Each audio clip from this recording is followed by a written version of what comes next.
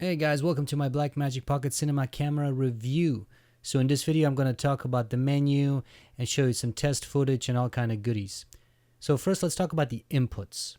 So first we've got the remote input, then we've got the headphone input, audio input, HDMI, and then power.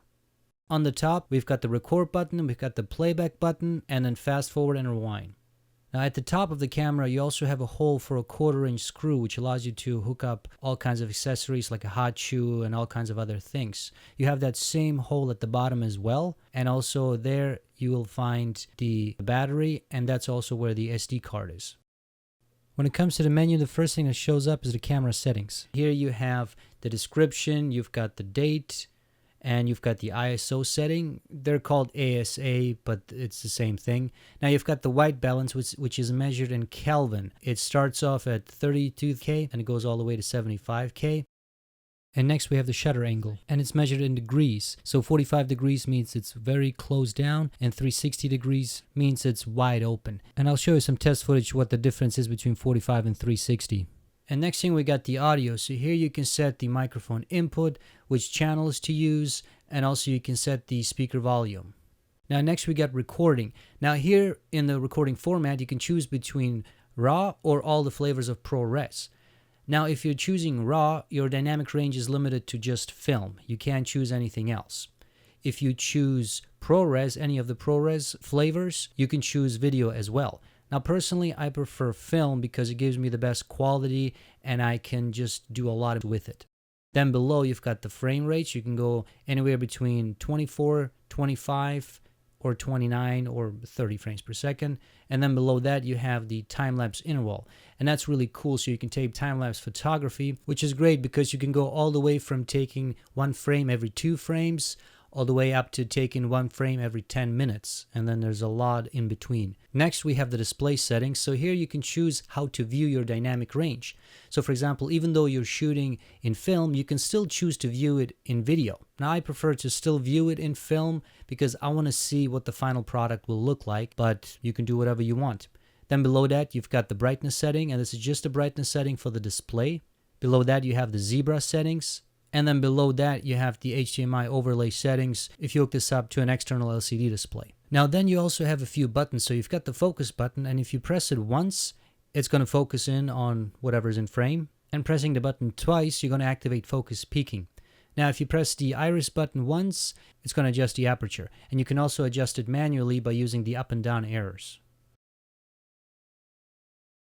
So let's talk about the shutter speeds. Now, like I said before, the shutter speed is measured between 45 all the way up to 360 degrees. So obviously 360 will open up the lens completely, and then 45 will close it down. And here you can see what that looks like and how smooth the motion is at 360 versus what it's like at 45.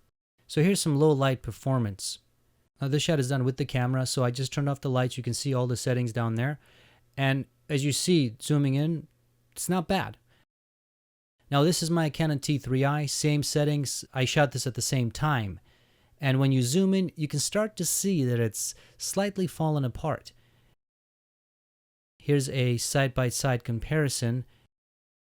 And here you can see that the Canon T3i, it is slightly fallen apart versus the Blackmagic, which is still not bad. And this was shot at the same time, same lighting conditions, same everything. Now the focus peaking is great. This is something that's just beautiful.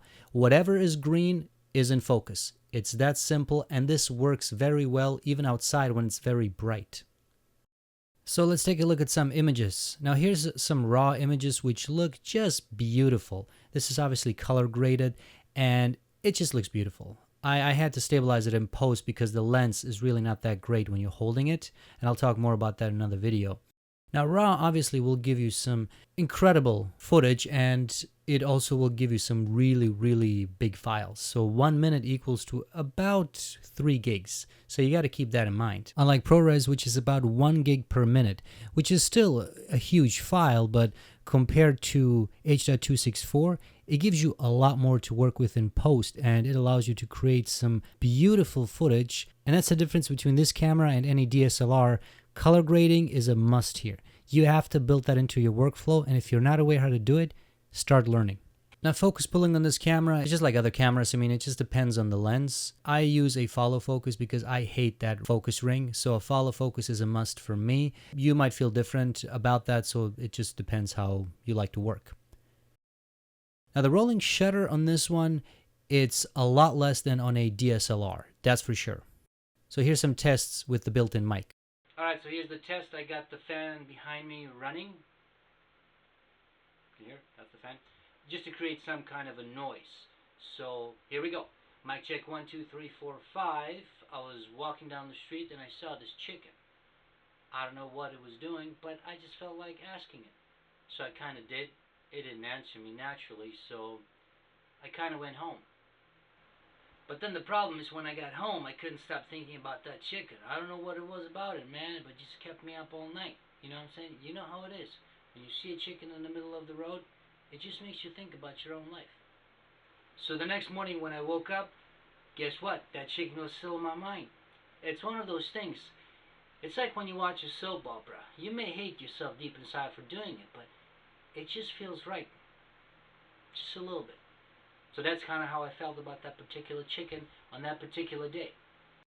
So all in all, I think this camera is amazing, guys, and for this price point, you will not find another camera that can record in ProRes or RAW. It just doesn't exist at this point in the game. And Blackmagic also recently announced their summer sale. So this camera right now is off by 50%. So you can get it for $500 in the States and about $600 in Canada. Now that is amazing. And if you can get your hands on it, I definitely recommend it. I think the sale ends at the end of August. So if you can get your hands on it, definitely do so. If you're serious about filmmaking and if you know your way around color grading and these kinds of things, this is definitely the camera for you. I'm still going to be doing a lot more tests with it. I'll release more videos about the different lenses that I use and what kind of rig I have and what you need to have in terms of post-production. So stay tuned, and if you like this video, please hit the like button below and subscribe to my channel and follow me on all the social media platforms. Just type in Bojan Dulabic.